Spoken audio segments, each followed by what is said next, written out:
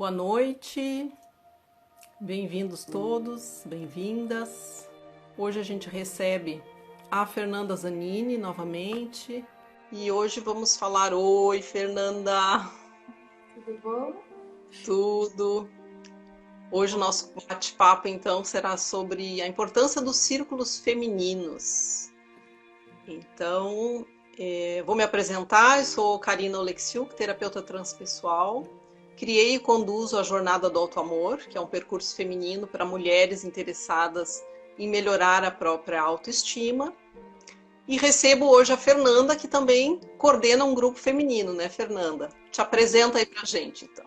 Bom, Fernanda Zanini, astróloga, historiadora e estudiosa, né, do feminino em todas as tradições ancestrais. Tenho um trabalho com Maria Madalena e há muitos anos já conduzo, né, em homenagem a ela, o grupo Flor de Maria, que é um círculo de mulheres, né, que já está aí desde 2011.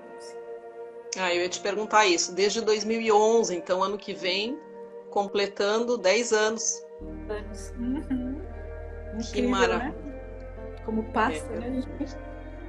Sim, eu tive o grande prazer de participar de alguns encontros do Flor como convidada, e a primeira vez foi em 2015, né, Fernanda? Isso, nossa, faz tempo já, né? E graças a Faz Deus você é bastante tempo. professora do Flor de Maria, né? A gente já teve Sim. muitas trocas muito poderosas, né, juntas ali. Então, Fernanda, o objetivo hoje é a gente conseguir levar ao público feminino a importância de estarmos em círculo.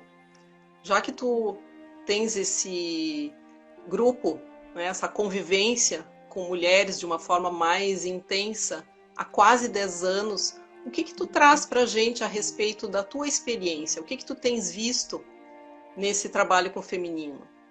Cura, né? Acho que essa é a palavra mais forte, né, dentro desse trabalho. Eu costumo brincar, né, quando a gente fala no círculo, no Flor de Maria, eu digo que quando eu morrer e chegar ou lá em cima ou lá embaixo, e me perguntarem por que valeu a pena, que eu creio que a minha resposta vai ser Flor de Maria.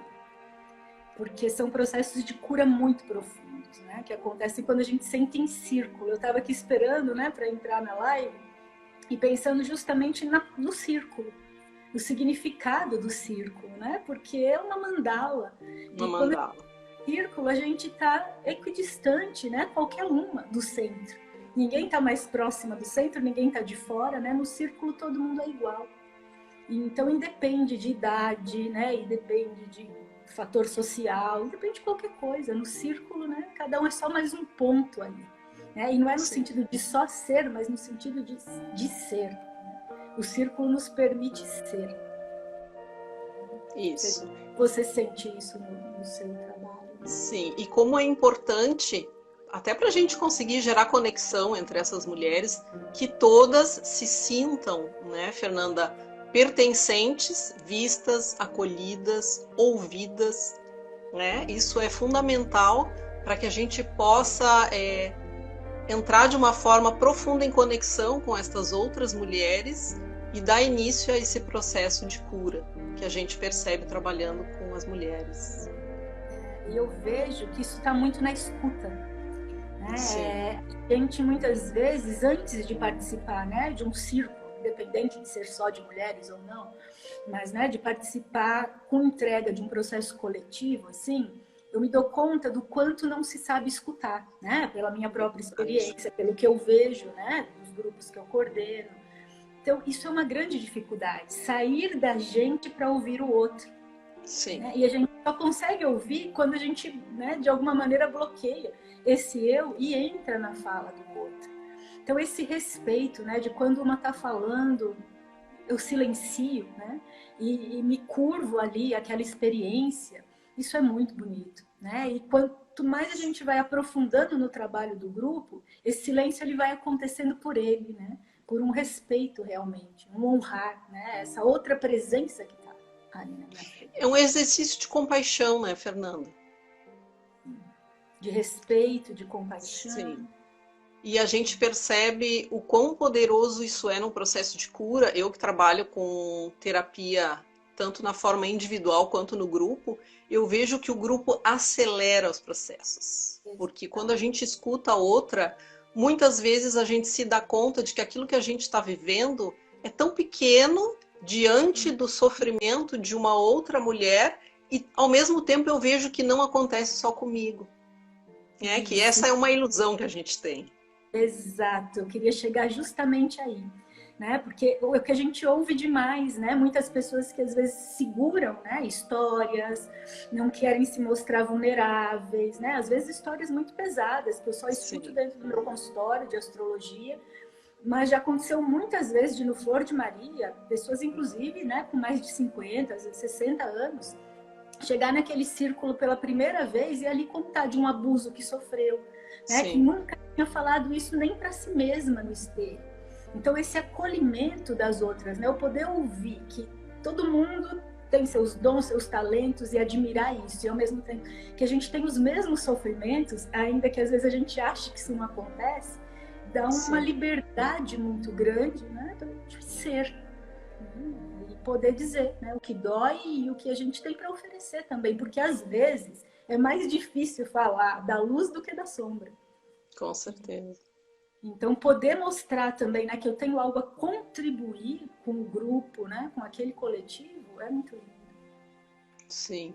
Eu escutei esses dias num dos grupos que está acontecendo esse ano online, de duas pessoas que se conheciam, porque moravam em cidades próximas, mas uma tinha criado um mistério com relação à vida da outra, no sentido de admirar, né? Mas sem conhecer profundamente. E aí se encontraram esse ano no mesmo grupo e o grupo andando, as coisas aparecendo, né? Nesse processo de se colocar vulnerável. Uma disse para a outra: puxa, eu imaginava que a tua vida fosse perfeita. Isso é incrível, né? Como a gente cria ilusões também. E uma coisa bonita no grupo é você poder reconhecer o processo da outra, né? E especialmente nesse lugar do que se tem a oferecer. Então, às vezes, como essa história que você contou, né? A gente identifica, né? Eu falo muito isso para quem faz mapa astral. Quando a gente reconhece um defeito no outro, é porque a gente tem. Né? A própria palavra já diz, reconhecer. Mas muitas vezes a gente fica nessa questão do pesado. Ah, se o outro é egoísta, eu reconheci, eu também sou. Se o outro é invejoso, eu reconheci, eu também sou. Mas o mais lindo é a gente se dar conta que quando eu admiro uma mulher, quando eu admiro alguém, significa que eu também estou reconhecendo aquilo. Né? Se aquilo está me fazendo suspirar, porque aquilo está em mim. Porque se não tivesse, eu não ia reconhecer. Então, esse processo do espelho, né? Que nós somos esse espelho umas das outras. Com certeza.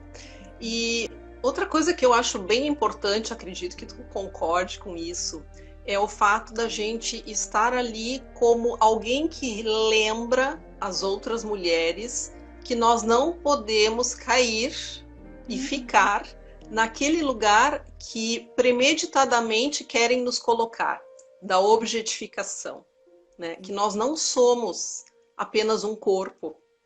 Então, essa seria uma das armadilhas. A armadilha corpo, ligada à beleza, ligada à juventude. A armadilha comportamento, né? Que tu trazes aí a questão da Maria Madalena, né? Que nos foi colocado pelo patriarcado, pela questão judaico-cristã. Ou a gente é santa, Virgem Maria, ou a gente é puta, Eva, Maria Madalena.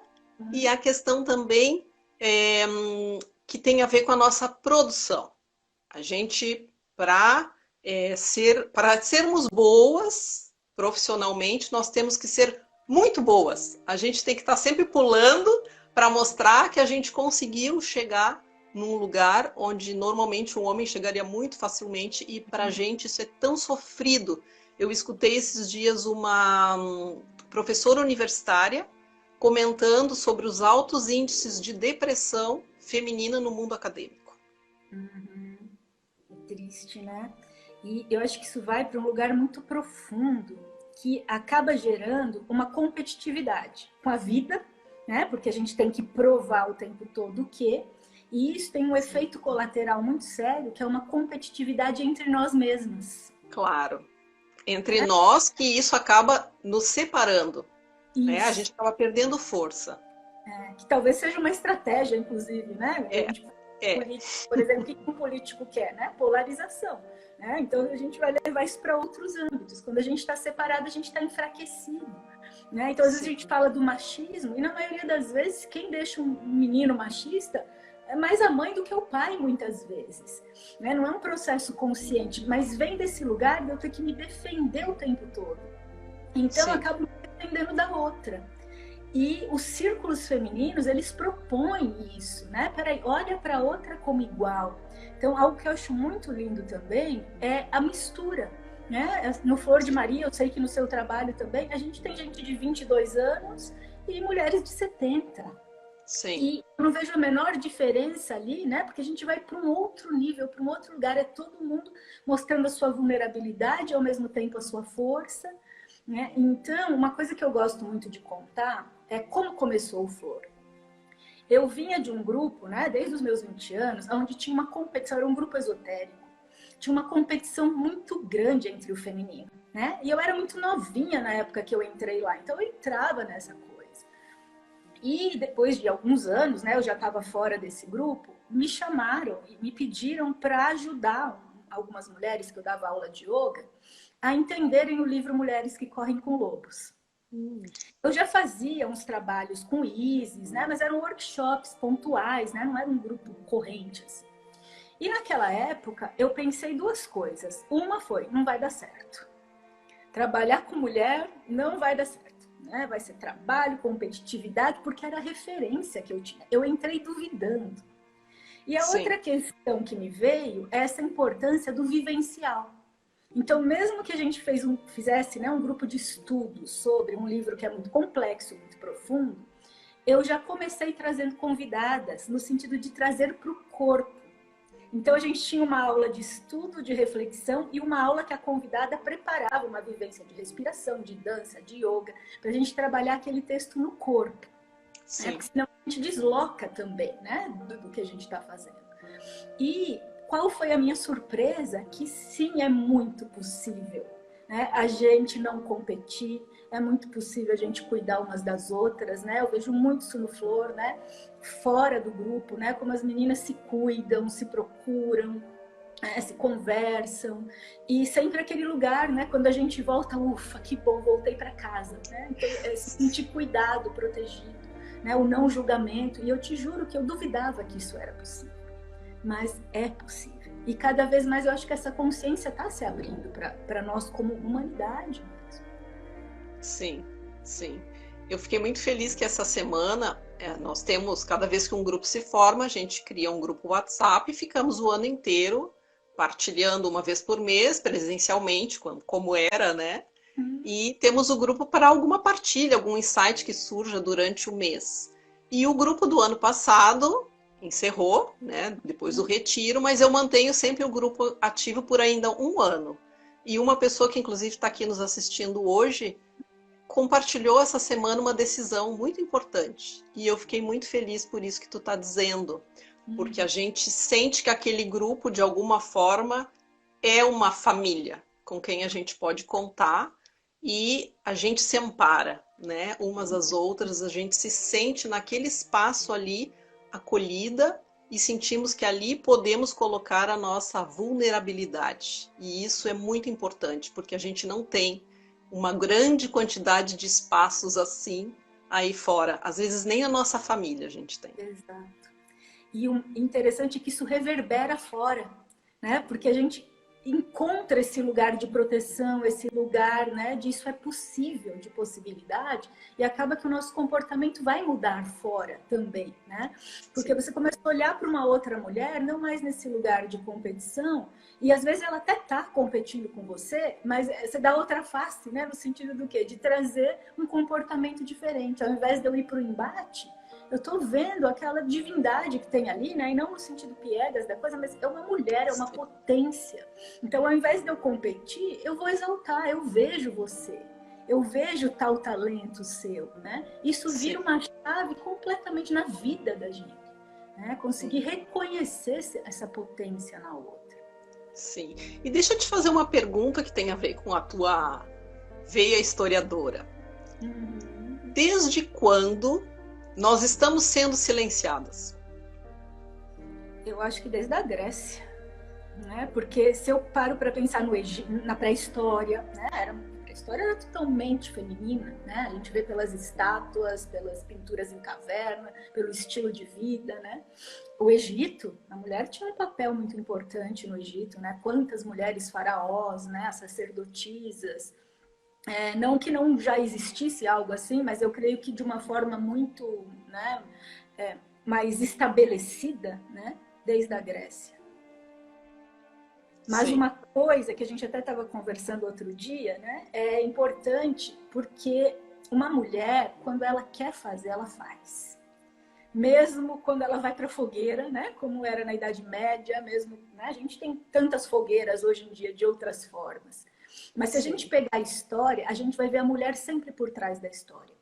Muitas vezes a decisão da mãe do rei, da mulher do rei, né, ela decidindo por ele. Outras vezes essas mulheres ficando ali numa regência, né, temporária, mas que mudaram a história.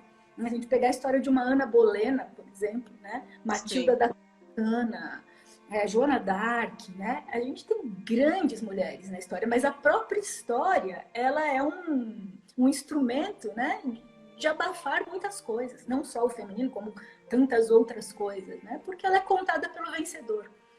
Sim. Então a gente só vai sempre ouvir o que querem que a gente ouça, né? Mas se a gente parar para vasculhar ali, nossa, quantas mulheres tiveram poder nas mãos. Sim. E por que essa necessidade de silenciar o feminino? Eu acho que é temor dessa potência, né? Porque a gente entende a Terra. Estava pensando agora há pouco também, antes da gente entrar, na questão da nossa menstruação, dos nossos ciclos, né? A gente conhece uma linguagem, né? É como se a gente botasse o ouvido ali no chão e conseguisse ouvir a voz da Terra. Isso já vem dentro de nós. Né? E essa versatilidade, essa capacidade de enfrentar, de fazer qualquer coisa, né? E não que seja superior ao masculino, porque não existe isso, né? Porque a gente vive numa polaridade. Então, no momento que eu diminuo uma força, a outra vai diminuir também, né? De alguma forma. Eu falei isso numa live que eu dei essa semana, né? Que era de um outro assunto, mas a gente estava falando de religião e do cristianismo. Então, eu peguei uma frase do Jung, que ele diz que quanto mais ortodoxa é a nossa crença, mais pagão é o nosso inconsciente. Então, né, eu falo a mesma coisa do feminino e do masculino, porque quando a gente tenta eclipsar uma das duas polaridades, a outra vai causar algo no nosso inconsciente. Sim. Então, o feminino, quando ele foi abafado, ele não deixou de ser vivido, mas ele foi para um lado muito negativo, que é o materialismo. Então a gente perdeu a conexão com a natureza, que isso é o feminino em mim, você e nos homens. Sim. Porque isso foi uma outra consequência desse patriarcado, do abafar o feminino. Mas esse feminino ele precisa se manifestar de alguma forma. Ele foi para o nosso inconsciente, onde a gente endeusou o dinheiro, onde a gente endeusou a matéria.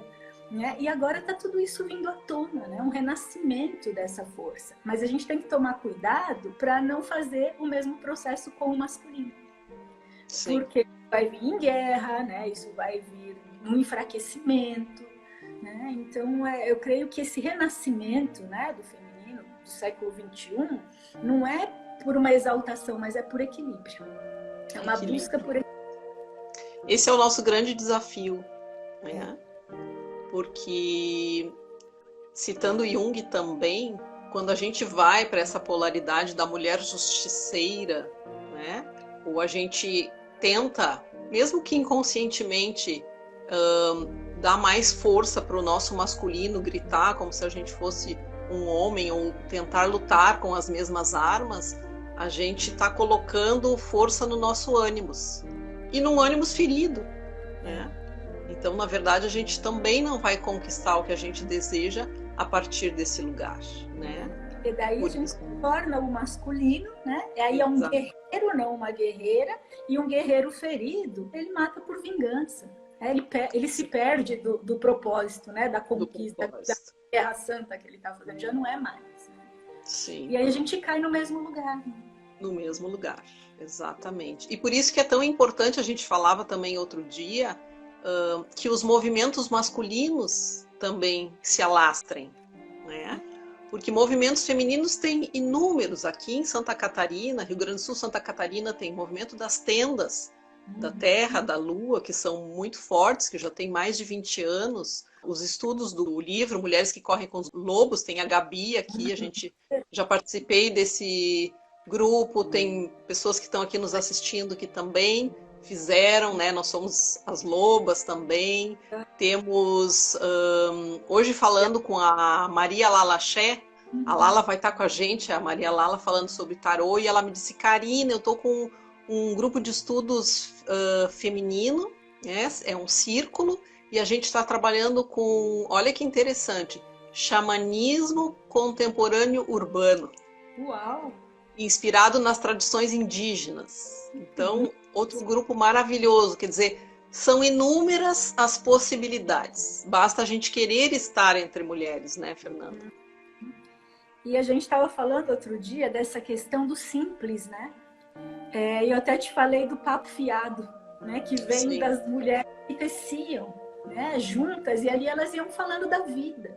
E o quanto isso é curador, né? Então, o círculo, ele nos traz essa lembrança de que a gente precisa desse lugar de cura. Os homens, eles fazem muito isso através do futebol, né? Da cervejinha no bar, né? Mas não é um processo consciente.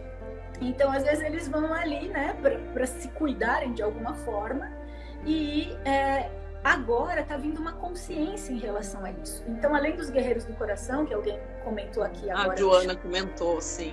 É um grupo antigo já, né? Acho que foi o primeiro deles, que eu saiba. Sim. Tem mais vários. ou menos o tempo das tendas, uns 22 anos, eu acho, 21, 22. É um grupo incrível, né? Mas tem vários outros grupos surgindo.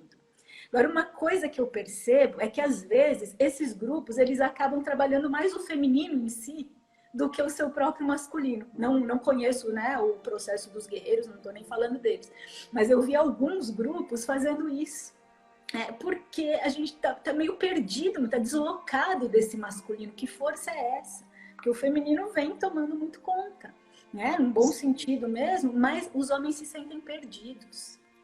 Eu trouxe um convidado uma vez no Flor de Maria, que ele disse o seguinte, olha, ele contou a vida dele, todo o processo que ele passou por ser um homem feminista, né, um homem que luta pela igualdade desde os anos 60. E no final da aula ele falou, eu vim contar tudo isso aqui para vocês, mas na verdade o que eu vim aqui é pedir para vocês me ensinem a ser homem de novo. Porque ele acabou indo pro feminino dele, né, nessa busca, né, para dentro. Então, eu acho que esses movimentos são muito importantes, né? Para a gente entender qual é o nosso lugar dentro da busca desse equilíbrio. Sim, sim, com certeza. Isso que tu estás falando é fundamental. E eu vejo isso também acontecendo com o feminino, né, Fernanda? A própria mudança que a gente vem tendo no que diz respeito à forma de se relacionar, né? Então, trazendo essa questão dos aplicativos de relacionamento. As mulheres não estão mais sabendo como agir a partir daí, os homens também não, então acaba se tornando um jogo, né? Eu falava sobre isso hoje com uma pessoa, incrível como isso está trazendo mais dificuldade para a gente se relacionar do que facilidade, porque está tudo muito mecânico. Na verdade, está tudo ali na nossa mão, eu dou um clique, eu me encontro com alguém, mas eu não estou sendo quem eu sou, eu já não sei mais quem eu sou, e o outro também não sabe. Hoje eu atendi uma moça que a gente estava falando da casa da sexualidade, no mapa dela, né? Uma casa linda, né? Com o planeta da espiritualidade ali dentro, uma pessoa que quando está com alguém se entrega, né? Busca poesia naquele encontro. E o sofrimento, mas não por não encontrar alguém, pelo julgamento das amigas. Porque se ela não é nada, se ela não se, né, se ela não se entrega, se ela não sai por aí com qualquer um, é julgada. É esquisita, né? Mas no fundo, tá todo mundo meio vazio, né? A gente vai Sim. procurar uma coisa e sai mais vazio do que entrou. Né? Mas Exato. isso tem a ver com esses estereótipos, né? Que você estava falando ali no começo, você começou falando da beleza, a gente acabou desviando. Outra coisa que eu estava pensando aqui enquanto eu te esperava, lembrando da nossa amiga Laís, né? Ah, verdade. E a gente tem uma amiga em comum, né? Para quem está aí nos ouvindo. E a Laís é uma mulher muito linda em todos os sentidos, né? Ela é uma artista, uma poetisa, né? Dançarina. E eu lembro uma coisa que sempre me volta quando eu penso nela, que quando ela ia nos ver, né? A mim, a você, a uma amiga que ela gosta muito, ela se arrumava inteira. Como se ela tivesse ido para o encontro com o príncipe encantado, né? Porque ela dizia isso, a beleza cura, né? A beleza, eu estou me arrumando para você porque eu te honro. Mas Sim. não é essa beleza estereotipada, né? Que eu tenho que pesar 30 quilos, ter 1,80 m. E é muito engraçado, né? A gente vê essa questão do estereótipo, né? Eu olho para muitas mulheres hoje em dia, parece tudo que saiu da mesma fábrica, né? Da mesma série. As bocas são todas iguais, os narizes são todos iguais, os cabelos. E não é essa beleza, né? É trazer essa Vênus, né? O feminino nesse sentido de eu honrar quem, né? A pessoa com quem eu tô, né? Seja uma amiga, seja um marido, um namorado, né? A beleza como um instrumento, né? E Sim. isso é um dos presentes que o feminino traz para o mundo, né? A estética, né? Mas nesse sentido muito mais profundo, muito mais poético. E aí cada uma vai trazer isso à sua maneira, independente do corpo que tem, do tamanho, né? Essa autoaceitação, né, Fernanda? Eu gosto muito de citar, já citei outras vezes, uma fala do livro da Normose, Uhum. onde se diz o seguinte, né, comparando a beleza feminina às flores, o que seria da rosa se não fosse a orquídea, se não fosse o girassol? Quer dizer, no jardim do Criador, muitas são as flores. E Uhum. esses somos nós, homens e mulheres, cada um com a sua forma, com o seu tom de cabelo, de olhos, com o seu formato físico. É essa diversidade que traz a beleza. Seria muito monótono se todo mundo fosse igual, né? E isso que tu fala é muito verdadeiro, porque a indústria da cirurgia plástica, e da beleza como um todo, né? O que essa escravização traz? O enriquecimento de quem trabalha com tudo que é ligado à beleza, maquiagem, roupa, cirurgia, dietas, e a gente cai muito facilmente nessa armadilha.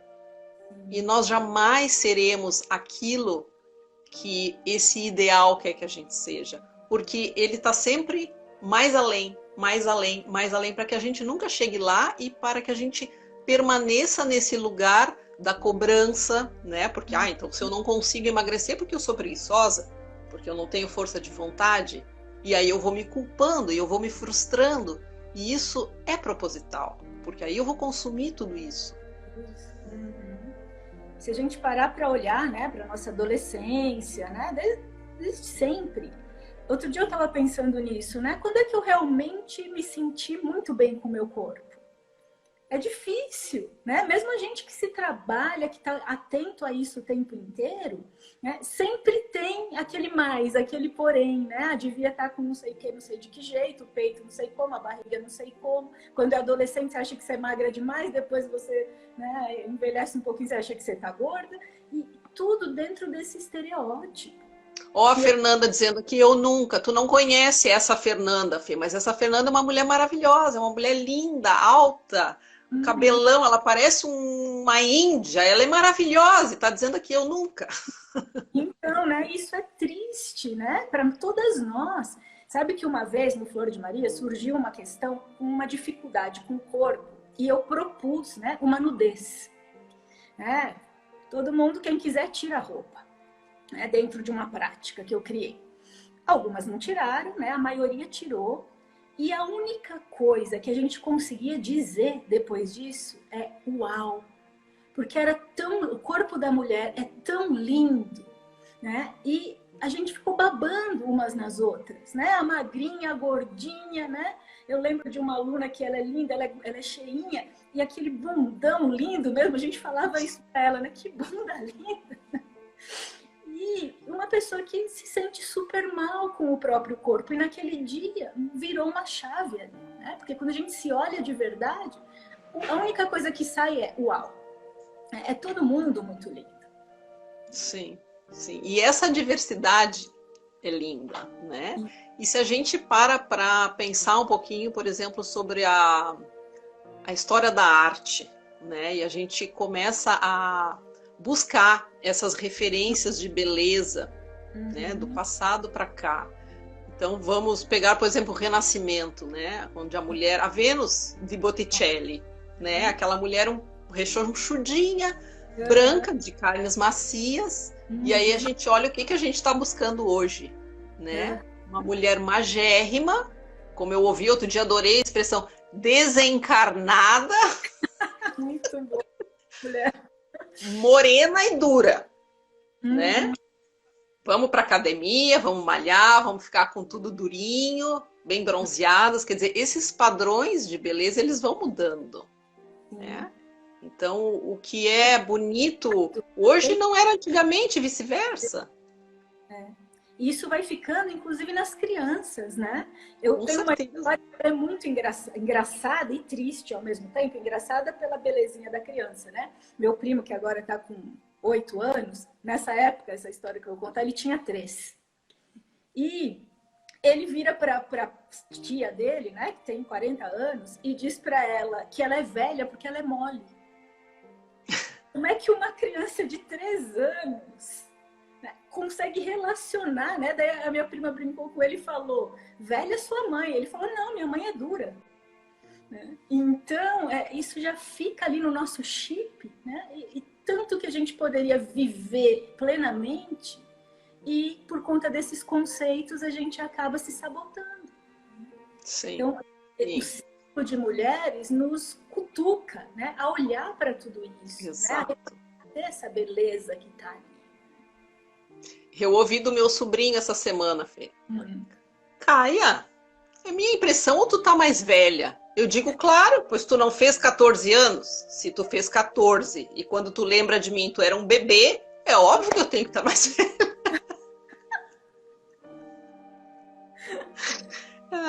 É muito incrível isso, né?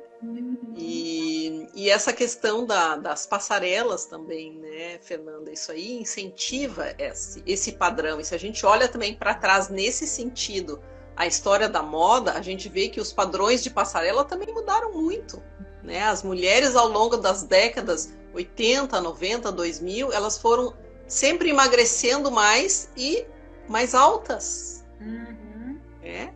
E quanta doença isso gera, né? Quando as nossas adolescentes usam essas manequins, essas modelos como referência de beleza. E mesmo que, né, a gente ache que isso não nos afeta, né? Afeta. Né? Tá ali no inconsciente. Então eu creio que tudo isso tá mudando, né? A gente está começando a dar um primeiro passo para isso. Ainda tem grupos que se manifestem, né, de uma maneira diferente há muito tempo, mas isso é um processo de séculos. E a gente está dando o primeiro passo, né, para as próximas gerações. Né? Claro que são pequenos grupos, né, mas isso vai abrir algumas portas. E é muito importante também a gente se dar conta, quem tem filhos, né? Eu não tenho, mas assim, mulheres que têm filhas em especial. Cada vez que uma mulher vai para frente do espelho e a filha tá perto e ela começa, mas aqui não tá bom, e essa gordurinha, isso aqui, eu tenho que emagrecer, a criança vai absorvendo isso. Ontem eu estava vendo uma série mexicana, muito engraçada, e você me lembrou de uma cena que tava a mãe, o pai, a filha de 13 anos na mesa, e eles acabaram de comer e a mãe fala para a filha assim, o que você tem que fazer agora? E ela diz, ir para a cozinha e lavar os pratos. A mãe falou, não, nessa casa ninguém é machista. Pode deixar o prato aí que eu vou lavar, né? Seu pai vai lavar. Sobe e vai passar um creminho. Não esquece de mãozinha para cima, porque agora você tem 13, daqui a pouco você tem 30 e passa muito rápido, né? E não é machista, né? Então, os valores, né? Porque aquela menina ela tinha que ser uma Barbie. Você não lava prato, mas vai lá, porque você está na mesma prisão, né? Não é diferente. Sim, sim, com certeza. E essa eu acho que é a maior prisão do feminino, né? A prisão relacionada ao corpo, né? A gente precisa estar com o corpo em dia, além de magro, o corpo durinho, sempre jovem, né? Então nós não nos permitimos aceitar as nossas rugas, que na verdade mostram o quanto a gente já viveu, né? Eu lembro da atriz italiana Anna Magnani, uma frase muito famosa dela, onde ela diz: não me tirem nenhuma ruga. Elas mostram os caminhos que eu percorri, mais ou menos isso, né? Aquilo que eu vivi. Então, no momento que a gente quer se livrar das nossas rugas, a gente está querendo esquecer que os anos passaram e nós somos quem somos graças ao que vivemos, a nossa experiência de vida, né? E quanto ensina, né? Cada uma dessas marcas, né? Para nós Exato. mesmos, quando a gente se olha no espelho e para quem está ao nosso redor. Sim. E aqui eu acho que esse assunto nos leva para uma coisa muito importante nesse momento de pandemia. A falta que faz nós estarmos umas com as outras. Isso sempre, mas nesse momento de isolamento a gente começa a se dar mais conta disso. Né? O quanto faz falta esse encontro para o papo fiado, né? Esse encontro para simplesmente uma ouvir a outra, tomar um chá. Né? Outro dia eu saí com a Maria Lúcia, que está aí, e eu não fazia ideia o quanto eu estava precisando disso. Sentamos no meio de uma praça de máscara, mudou a minha semana. Né? Eu não fazia ideia do quanto eu estava necessitada. E às vezes a gente leva uma vida assim. Sim, com certeza. Eu também fiz isso. Eu acho que eu estava 1 mês e meio, mais ou menos, dentro de casa. E um dia eu entrei em contato com uma amiga e disse: ai, amiga, não sei tu, assim, mas eu tô precisando encontrar uma mulher. Tu não quer vir aqui me visitar? Aí a gente se encontrou de máscara. Daqui a pouco a gente já tinha tirado a máscara, a gente já estava conversando e se abraçando. É uma necessidade, realmente, né? É algo visceral. E os homens acabam tendo essa mesma necessidade, né? Só que eles têm uma dificuldade maior em se abrir, né? Eu tenho trazido alguns homens no Flor, né, para falar disso. E muitas vezes eles querem se abrir, mas não conseguem entre eles. Eles vão acabar fazendo isso com alguma mulher. Né? E acho que isso é uma coisa muito importante a ser transformada também. Para as meninas que estão aqui, né, tem um documentário, acho que você já deve ter visto, A Máscara em que Vivemos. Sim, maravilhoso. Maravilhoso, né? Porque mostra isso no masculino, né? E o quanto a gente pode ajudar nesse processo, né? Para buscar equilíbrio, fazendo a nossa parte, né? Nos fortalecendo para poder ajudar o outro lado a se fortalecer também. Me marcou muito nesse documentário uma parte onde um jovem diz: eu não sou pegador. Eu não gosto de ser pegador, mas eu acabo fazendo isso porque se eu não fizer, os meus amigos vão dizer que eu sou gay. Isso eu vivi dentro de uma consulta minha lá no Nordeste, um cara que chorava copiosamente na minha frente, de eu ter que buscar lencinho. E ele me disse literalmente isso: eu amo a minha mulher, eu não gosto de trair a minha mulher, mas quando eu não faço isso, eu sou a piada do grupo. Então você vê que era uma pessoa frágil, né? Que não conseguia bancar o não fazer, né? Mas esse homem chorava de soluçar na minha frente. Sim. Então o patriarcado, ele não é algo contra o feminino, ele é algo contra a humanidade. Porque a mulher sofre, o homem sofre, né? O homem não pode sentir. Isso também é uma baita de uma prisão, né? Então ninguém ganha com isso. Sim.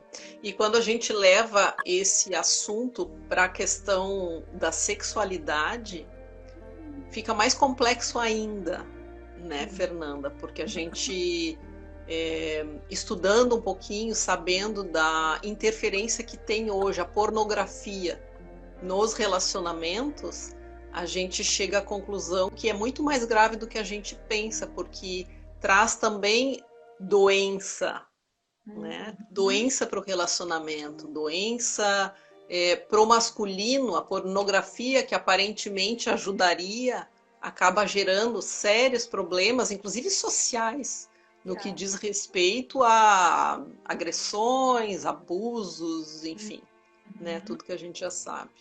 E é uma baixa autoestima, né? Porque aquilo não é real, né? É uma performance ali. Quem que transa daquele jeito? Como um filme pornô, né? E o cara fica naquele estereótipo de que ele tem que dar conta daquilo. Nesse lugar, ele se sente menos, e aí que gera violência, né? Porque a mulher passa a ser uma ameaça. Aí ele vai violentar a mulher, né? Porque ele não está se sentindo à altura. Então é muito, muito triste essa questão da pornografia, né? E os meninos novíssimos, né? Com esse vídeo. Que, na verdade, não sabem nem o que é sexo. Exato. Porque aquilo ali não é sexo. Aquilo não é um relacionamento. Né? E provavelmente nunca saberão. Porque a nossa sociedade exige uma performance que acaba se fixando de tal maneira na mente desses jovens que acaba apagando qualquer tentativa, digamos assim, de buscar uma outra referência. Porque a mulher também não sabe lidar muitas vezes com a sua sexualidade. Porque a gente também vive nessa polaridade da puta e da santa. É por isso que eu disse, né, que faz mal para todo mundo. Né? Esse lugar de separatividade. Sim. A gente não respeita mais a polaridade, a gente polariza. Né? Não unimos, né? Ou a gente escolhe um lado, a gente escolhe o outro, né? E aí a balança desequilibra para todos nós, né? Então isso é algo que a gente, né, vai trabalhando do jeito que a gente vai conseguindo, né, com os nossos grupos, né, com conversas como essa, né? É muito importante falar, né? Falar. Nós mulheres precisamos, todo mundo, né? Mas as mulheres precisam desse espaço para falar. É natural, né? Para nós é muito natural a gente se construir através da fala, né? Diferente do masculino, que tem essa dificuldade de se expor, né? De estar nesse lugar da vulnerabilidade. Para nós é muito mais simples. Né? E nesse sentido, acho que a gente se beneficia muito. Porque nós, tendo essa facilidade, nós nos curamos juntas. Né? Eu estava até escutando esses tempos uma psiquiatra italiana comentando, eu nunca tinha pensado sobre isso. Ela disse que os homens têm dificuldade de estar frente a frente. E o Antônio, para quem não conhece, Antônio é meu esposo, e ele começou ano passado a encontrar com outros homens para falar sobre emoções. Depois que um amigo nosso, Jefferson, esteve aqui falando sobre comunicação não violenta, tinham 2 ou 3 homens no grupo e a gente se deu conta que os homens não sabiam diferenciar as emoções. E aí eu disse, Antônio, quem sabe começar um grupo de homens para falar um pouquinho sobre isso? E aí, num dos encontros, ele fez uma vivência que eu tinha feito no grupo feminino, de as pessoas ficarem frente a frente em silêncio, muito próximas. E aí ele contou que foi bastante complexo, que alguns homens não gostaram, enfim. E aí depois eu escuto essa fala da psiquiatra e ela dizendo, homem não consegue ficar frente a frente, porque no inconsciente primitivo isso é guerra. O homem está na frente do outro para guerrear. Então o homem se sente à vontade quando ele senta ao lado do outro homem. E nós mulheres é o contrário. A gente se sente muito bem frente a frente. Interessante isso, né? É muito interessante, né? E entender qual é esse quebra-cabeça, né? Porque tem um modus operandi ali que vai encaixar com esse outro modus operandi em algum lugar, né? E essa questão, né, do falar que a gente estava conversando, né, do verbo, se a gente pegar, né, a anatomia mesmo da nossa laringe, é igualzinho a uma vulva.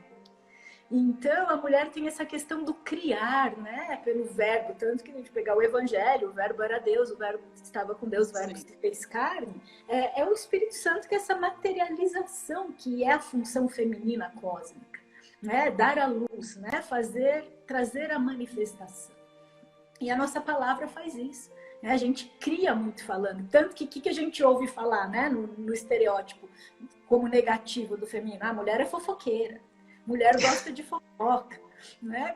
E tem a ver justo com esse nosso chakra, né? Que é o desequilíbrio dele, né? Que muitas vezes a gente é estereotipada por isso, fala demais ou gosta de fofoca. Sim. Mas a gente tem um poder criador tremendo, que é essa criação, né? Pelos dons e talentos, né? Se a gente falar dos chakras, que vem, né? Do coração para cá. Né? Do mesmo jeito que do sexo para o outro chakra feminino, né? Do chakra da sobrevivência para o segundo, a mulher cria. Ela cria porque ela traz um filho para o mundo e ela cria porque ela traz a palavra bendita para o mundo. Sim. Então, esse sentar em roda é isso, é dar lugar a essa fala, né? É dar lugar a esta criação através da palavra. Sim. E outra coisa que eu ouvi esses dias de uma psicanalista e adorei. Quando a gente fez a psicologia transpessoal e se falava sobre Freud, todo mundo torcia o nariz, né? Freud passou, Freud está lá atrás, enfim, depois veio Jung é mais legal, Jung tem mais a ver com o momento que a gente vive hoje e tal. E aí ela disse, quando Freud falou que a mulher tinha inveja do falo, na verdade isso ficou mal entendido. Então eu vou explicar de uma outra forma. E eu achei muito interessante. Ela diz o seguinte, que quando a gente tem mais ou menos 3 anos de idade, é quando a gente começa a se dar conta das diferenças corporais. Então a menina olha para o menino e vê que ele tem algo que ela não tem. Uhum. E se alguém tem algo que eu não tenho, então eu tô no demérito, né? Eu tô em falta. Por que ele tem e eu não tenho? Então tem alguma coisa errada comigo, né? Só que, na verdade, a gente tem. Só que o que a gente tem não se vê. É como se o homem tivesse o positivo e a gente o negativo, ou vice-versa. O símbolo do yin e yang, qual parte é mais importante? A escura ou a clara? As duas são importantes. Então a gente tem o mesmo desenho, só que interno. E quando a gente se dá conta disso, da maravilha que é ser mulher, como da maravilha que é ser homem, que somos complementares, a gente não precisa ficar vivendo a falta, vivendo se eu não tenho, então é porque eu sou menos. Na verdade, nós somos complementares. Complementares.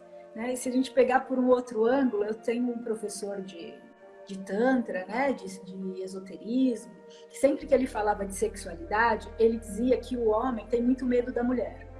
Porque o brinquedinho da mulher já vem armado, o dele precisa armar. Então tem outro ângulo dessa história também, né?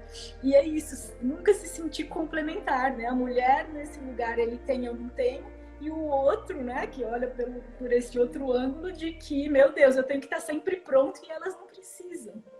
Então, no fim das contas, a gente acaba temendo uns aos outros. Sim. E isso serve a muitos propósitos, né? Isso serve para alguns governarem, né? Sim. E temendo por essa ignorância, né, Fernanda? Uhum. Ignorância de ignorar mesmo, porque nós não sabemos. Isso. Nós precisamos conhecer mais a respeito de nós mesmos. Nós mesmos. Em todos os aspectos, né? Falar mais sobre assuntos que são tabu, como, por exemplo, o sexo, né? Qual é a potência do feminino quando se tem um orgasmo? A quantidade de hormônios que a gente acessa? A potência criativa que nós somos.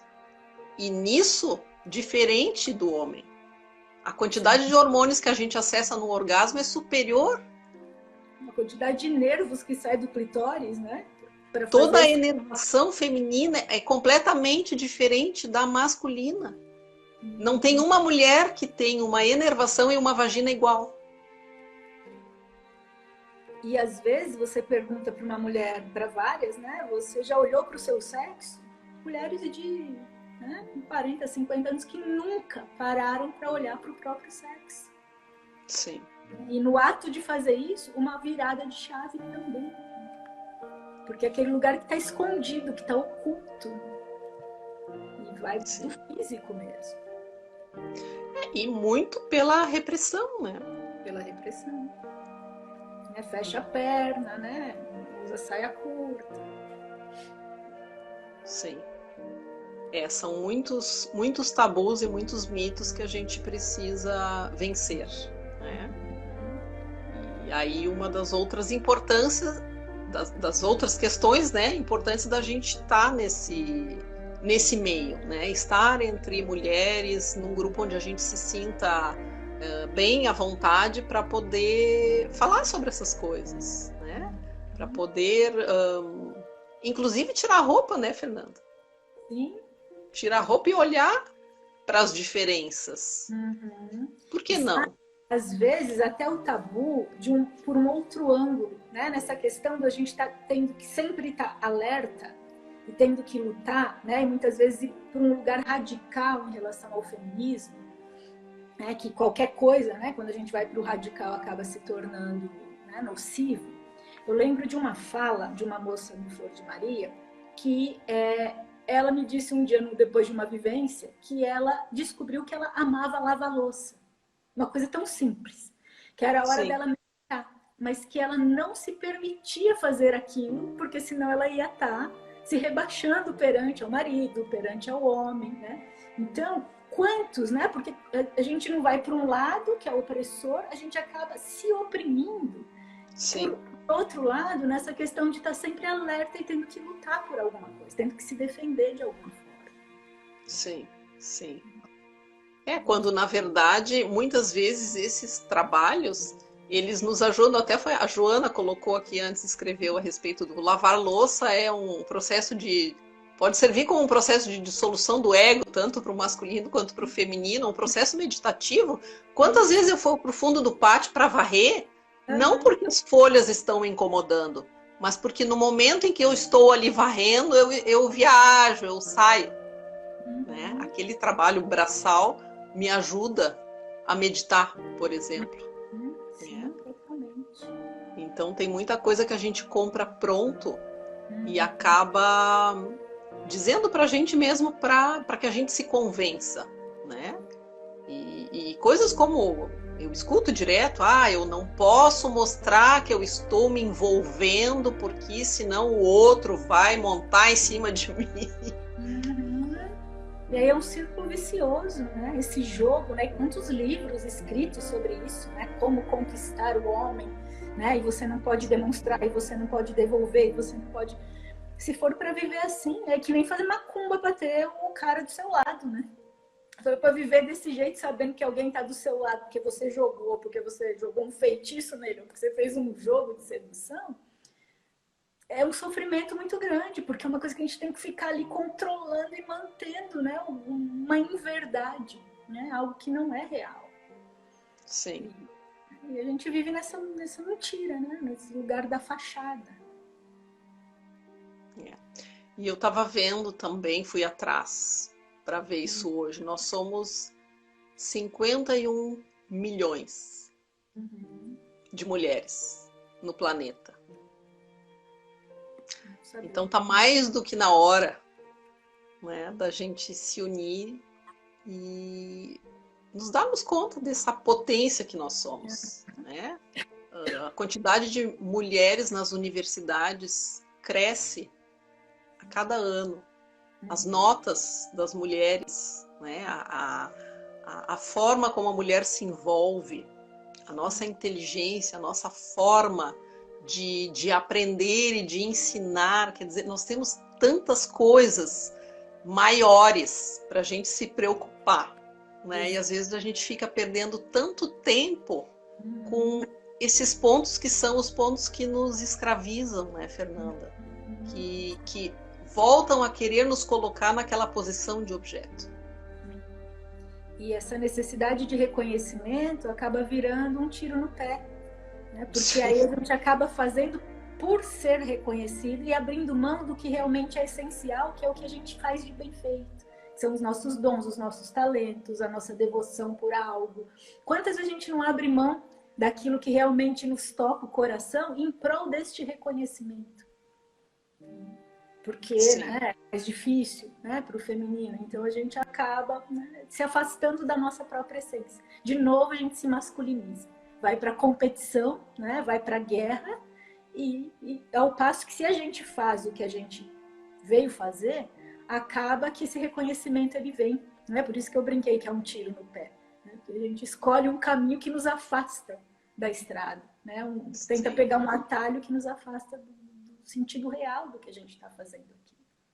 E a gente vê o resultado disso e a prova de que isso acontece quando a gente pensa, por exemplo, na quantidade de doenças do aparelho feminino, né, que estão ligados aos 3 primeiros chakras, que tem a ver com tudo isso que a gente está falando, né, o nosso lugar no mundo, a nossa autoestima, as nossas relações. Então, quantidade de mulheres com miomas, com endometriose, com ovários policísticos, enfim, doenças dos primeiro e segundo chakras, né? É muito, é realmente um número assustador, né, desse tipo de enfermidade. A endometriose, especialmente, né? Quantas pessoas, essa questão dos ninhos, né? Que a endometriose é um fazer ninhos, né? Em outras partes do corpo. E se afastar desse vaso, né? Desse útero. Na busca por um ninho, o corpo vai criando, né? Em vários outros lugares. Por falta desse acolhimento do próprio feminino, né? Pela própria pessoa. Sim, essa dúvida também, muitas vezes com relação à maternidade, né? É o momento, não é? Mas será que eu quero filhos? Muitas vezes acabam tendo filhos por pressão, né? Por pressão externa, e intimamente a mulher não quer, né? Então isso também vai violentando, né? Eu conheço mulheres que não queriam ser mães e acabaram cedendo à pressão e no fim aquela maternidade ela se desenvolve de uma forma que não satisfaz também nem a mulher e que vai projetar, né, isso na vida dos filhos depois de uma forma também traumática. Né? Você não tem filhos, eu escolhi não ter filhos. E muitas vezes eu ouço coisas do tipo, você que não gosta de criança... Eu já ouvi isso também. Eu amo criança, eu adoro criança, né? Eu adoro estar com meus priminhos, né? E a gente cai nesse... Você que não gosta de criança... Né? Então são muitas carapuças que a gente vai recebendo, né? Durante a vida. Dentro desse lugar do feminino, que tem muitas regras a cumprir. Né? Exato, né? Então... muitas vezes isso acaba acontecendo porque, enfim, essa pressão é tão forte que a mulher acaba cedendo, né? Eu optei por não ter filhos, mas também já ouvi muito isso, não gosta de criança, ou às vezes com um olhar de pena, mas não deu para ter filho, não pôde ter filho. Não, eu não tive filho porque eu optei por não ter filhos, né? Ouvi da minha própria terapeuta na época, mas tem certeza, porque o relógio biológico vai bater. Já atendi muita gente que, né, depois se arrependeu, mas eu nunca me vi grávida, eu nunca me vi mãe. Por que eu tenho que ter filho? E esse é outro paradigma, né, que está sendo transformado aí, né, nesse nosso século. Essa obrigação em relação à família. Uma coisa que eu percebo muito, atendendo astrologicamente, são cadeias de dor. No mapa astral a gente consegue ver, né, muito isso. Então, essa dor no feminino... 29 segundos, agora que eu me dei conta. Um dia seria um bom assunto para a gente falar dessa dor ancestral, que às vezes a gente carrega e nem sabe. Obrigada, querida. Voltarás. Vamos sim. É muito bom bater papo com você.